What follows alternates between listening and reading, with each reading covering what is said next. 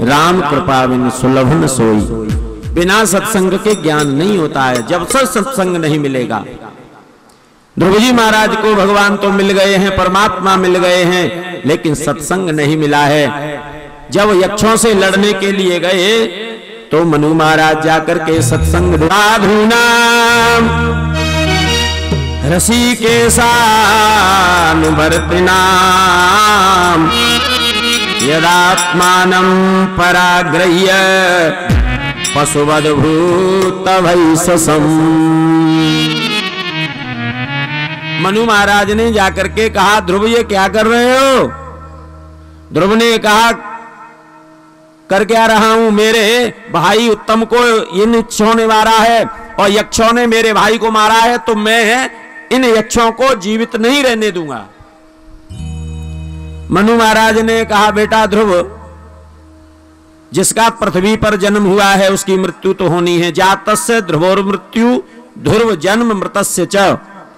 संसार में जिसका जन्म हुआ है उसकी मृत्यु होनी है, और जिसकी मृत्यु ही है उसे जन्म भी लेना पड़ेगा, जन्म भी उसका होगा। जब मृत्यु निश्चित है तो फिर तुम क्यों परेशान हो गए? संतों ने उठ करके प्रणाम किया। देवर्षि नारद आइए। नारद जी महाराज ने कहा, सब कुशल है? बोले हाँ महाराज जी, आपका दर्शन हो गया और आनंद आ गया। नारद जी कहने लगे, तुमने ध्रुव जी का नाम सुना है? बोले हाँ सुना तो है। तो बोले आपने ये भी सुना होगा कि ध्रुव जी को ध्रुवलोक मिलेगा? बोले हाँ, 5 वर्ष की अवस्था में और केवल 5 महीने उन्होंने तपस्या की थी, 5 महीने की तपस्या में उन्हें ध्रुवलोक मिल गया। लेकिन महाराज इतने जल्दी कैसे मिल गया?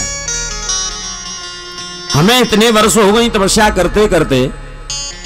कोई कहने लगा हमें 10 वर्ष हो गई, कोई कह रहा हमें 20 वर्ष हो गई, कोई कह रहा हमें 50 वर्ष हो गई। महाराज हमें तो भगवान का दर्शन नहीं मिला है, और ध्रुव जी महाराज को केवल 5 महीने की ही तपस्या में वो ध्रुवलोक मिल गया। नारद जी कहने लगे, तुम क्या कहो हमारे शिष्य हो? ध्रुव तो हमारा शिष्य था इसलिए मिल गया। संतों को थोड़ा यहां बुरा लगा। नारद जी तो चले गए, महात्माओं ने नाम की हड़ताल कर दी। बोले हम नाम की हड़ताल करेंगे और जाकर के क्षीर सागर में धरना देंगे। सभी महात्माओं को इकट्ठा करके क्षीर सागर में धरना देने के लिए चल दिए। अब क्षीर सागर जाने के लिए महाराज नाव की जरूरत पड़ेगी, यही समुद्र के अंदर है। जाकर के नाव की प्रतीक्षा कर रहे थे, उसी समय भगवान नाव लेकर के महाराज आ गए, और जो ही भगवान को देखा नाव के रूप में। आज नाविक बन करके भगवान आए हैं नाव चलाने के लिए। साक्षात भगवान नाविक बने हुए कहने लगे, महात्माओं कहां जाना है? बोले हमें क्षीर सागर जाना है। तो बैठो नाव में, मैं अभी लेकर के चलता हूं। अच्छा तुम ले चलोगे? बोले हाँ। सारे महात्मा संत लोग उसमें बैठ गए और बैठ करके भगवान नाव चलाने लगे। जब आगे नाव चलने लगी समुद्र में, तो समुद्र में जब नाव में बैठे हुए थे तो बहुत सारा बीच में एक टापू सा दिखाई दिया, सफेद सफेद। महात्माओं ने कहा, भैया आप यहां नाव चलाते रहते हो, यहां रहते होंगे, तुम्हारा यहां गांव भी पास में है, तो ये बताइए ये सफेद सा पहाड़ कहां से आ गया? नाव चलाने वाले भैया कहने लगे, महात्माओं आपने ध्रुव जी का नाम सुना है? बोले हाँ सुना तो है। बोले वही ध्रुव जी महाराज यहां करके तपस्या करते थे, और जब तपस्या पूरी हो जाती, माने यही उनका प्राणांत हो जाता था, शरीर पूरा हो जाता था, तो कहीं जन्म लेते थे तो फिर यहीं आ जाते थे। फिर यहां शरीर पूरा हो जाता था, फिर कहीं अन्यत्र जन्म लेते थे। तो ये जो पहाड़ है ना, ये ध्रुव जी महाराज की अस्थियों का पहाड़ है।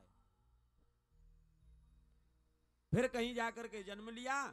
5 महीने की ही तपस्या शेष रह गई थी, और 5 महीने की तपस्या करके ध्रुव जी महाराज को ध्रुवलोक मिल गया। महात्माओं ने विचार किया, ध्रुव जी ने इतने जन्म धारण किए हैं तब जाकर के ध्रुवलोक मिला है, और हमें इसी जन्म में अहंकार हो गया। महात्मा लोग कहने लगे, भैया जहां से हमें लाए हो वहीं ले चलो। नाव चलाने वाले कहने लगे, क्यों महाराज आपको क्षीर सागर नहीं जाना है? बोले अब नहीं जाना है। जो शंका थी उसका समाधान हो गया। वापस महाराज लौट करके वहीं समुद्र के किनारे। कहने का मतलब यह है कि ध्रुव जी महाराज की केवल 5 महीने की तपस्या नहीं थी, कई जन्मों की तपस्या करते करते करते करते जब 5 महीने की शेष तपस्या रह गई थी, तब जाकर के ध्रुव जी महाराज को ध्रुवलोक मिल गया है। पता नहीं है कितने जन्मों की तपस्या के प्रभाव से, और हमको भागवत की कथा सुनने के लिए मिलती है, सत्संग करने के लिए मिलता है, भजन करने के लिए मिलता है। आप ये समझ रहे हो कि इसी जन्म का पुण्य है? नहीं, कई जन्मों के महाराज पुण्य से हमको ऐसा सुअवसर प्राप्त होता है, तब जाकर के हमको और सत्संग प्राप्त होता है।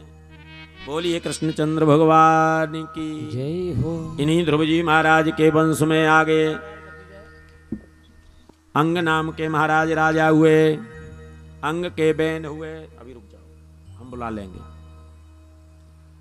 जो भी स्वागत करने के लिए आए हैं वो प्रतीक्षा करें थोड़ा, हम उन्हें इशारा कर देंगे जब भजन होगा तब। ई को थोड़ा कम करो भैया। अंग के महाराज बैन हुए। अंग की पत्नी का नाम था महाराज सुनीता। सुनीता अंगस्य या पत्नी सुसुवे बैनमुलवडम यद्यौ शील्यास्तराजरसिर निर्विंडो निर्गात पुरा।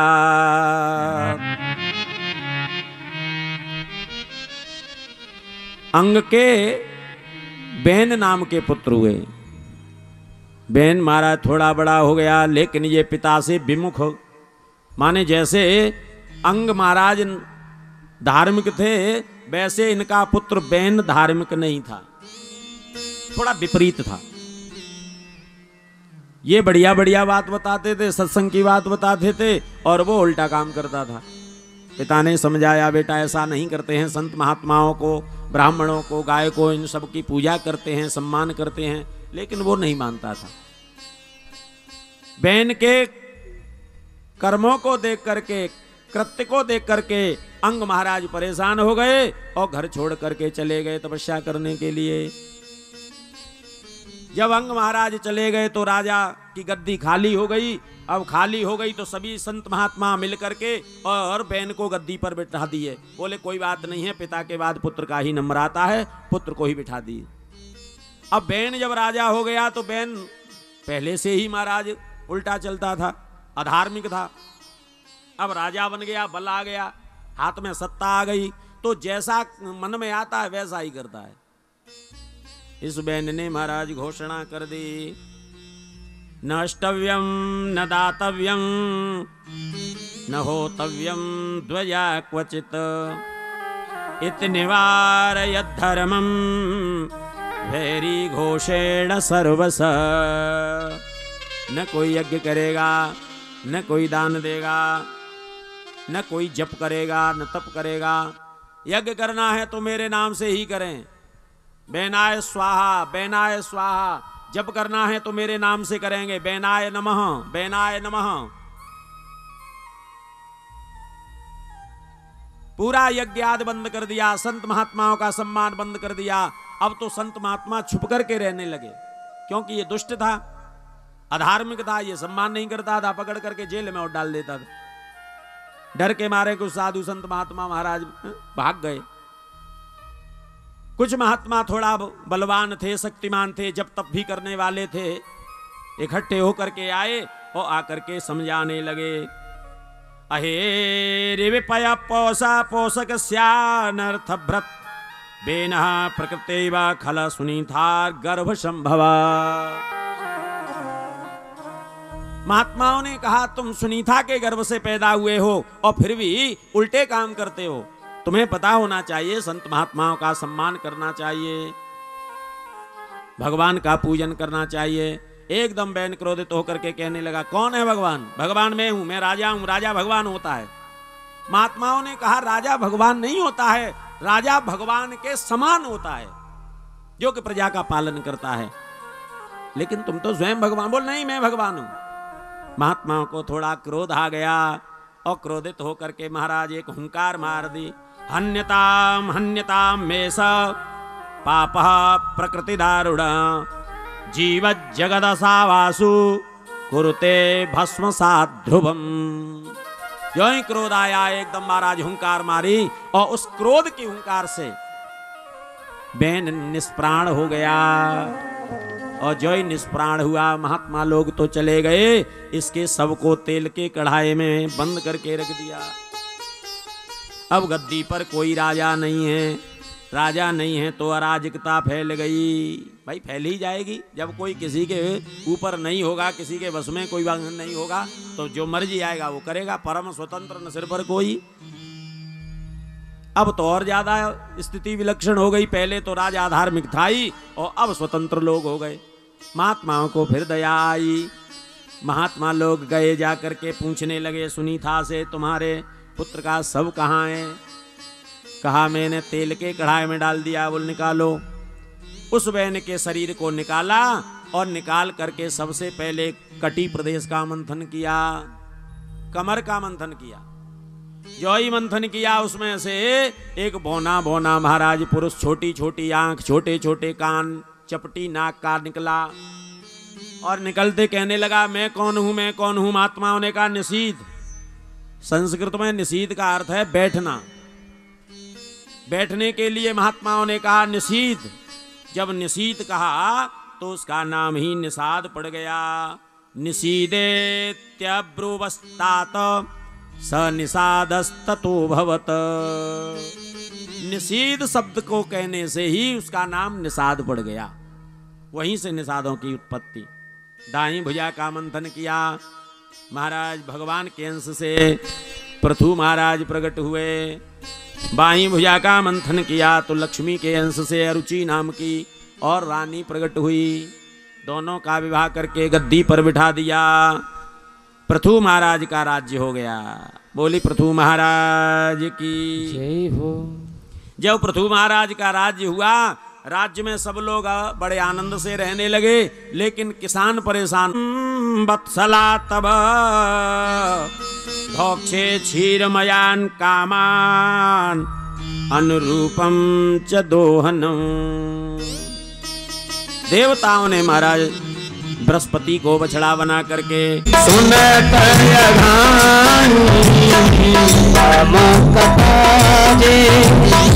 सुनत रसवे से सजाना रसवे से रस विशेष जाना रस विशेष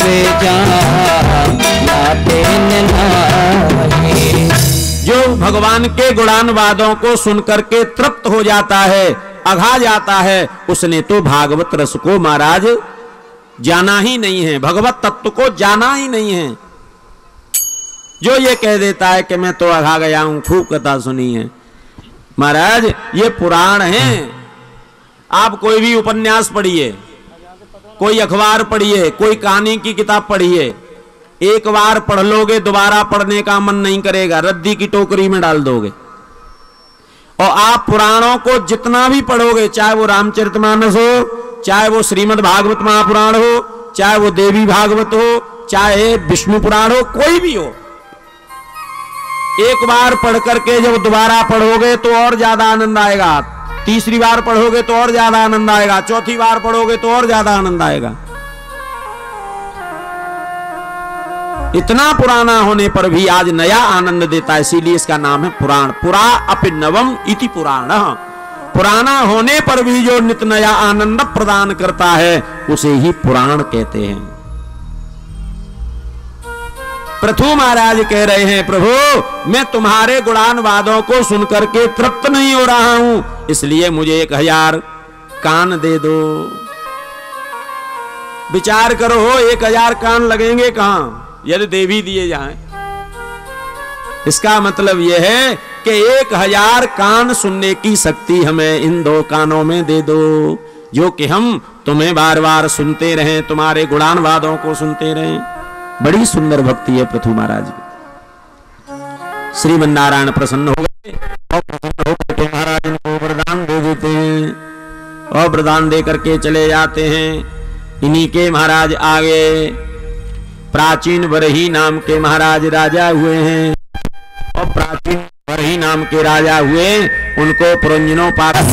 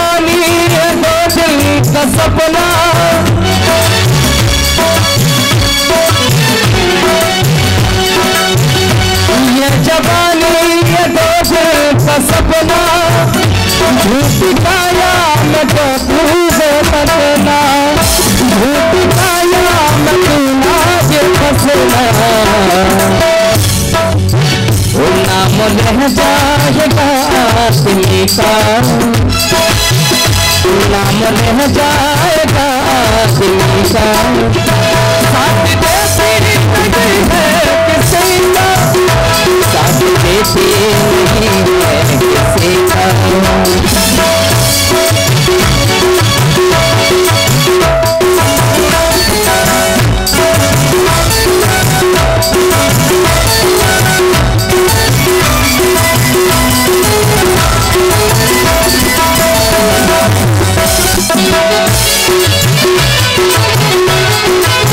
ली जाती है तो भागवत के पंचम स्कंद से, यही से परीक्षा ली जाती है। ये पंचम स्कंद जो है थोड़ा सा क्लिष्ट है, हा? क्लिष्ट है, गद्यात्मक संस्कृत है, तो समझने में थोड़ी सी देर लगती है। तो पंचम स्कंद को राजा परीक्षित ने प्रारंभ किया है। इसमें 26 अध्याय हैं।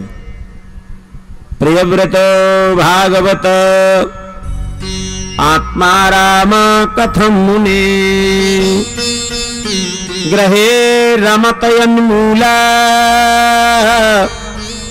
कर्म बंध पराभव।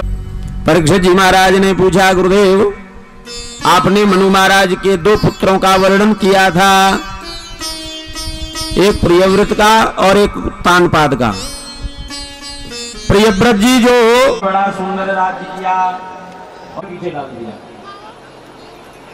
आगे आगे सूर्य भगवान का रथ और पीछे पीछे प्रियव्रत जी महाराज का रथ। 7 परिक्रमा की है महाराज पूरे पृथ्वी की, 7। अब 7 परिक्रमा करने पर जब की तो बहुत समय हो गया। जब रात्रि नहीं हुई तो मैं रात्रि में भी दिन करूंगा, माने मेरे राज्य में रात्रि नहीं होगी। इंद्र के महाराज दोनों पुत्री और पुत्र हैं। जयंती के द्वारा 100 पुत्र पैदा हुए। सबसे बड़े पुत्र का नाम था भरत। भरत जी महाराज सबसे बड़े हैं। एक दिन का जिक्र शिवदेव जी महाराज ने अपने 100 पुत्रों को बुला करके ज्ञान उपदेश करने लगे। तुम्हें मानव का जन्म मिला है, ये बहुत ही कठिनता से मिला है। बहुत दुर्लभ है मानव का जन्म, हमें मिल गया है इसलिए सुलभ लगता है, लेकिन सुलभ नहीं है। ये बड़े भाग्य से प्राप्त होता है। गोस्वामी जी महाराज रामचरितमानस में वर्णन करते हैं, बड़े भाग मानुष तन पावा, बड़े भाग मानस तन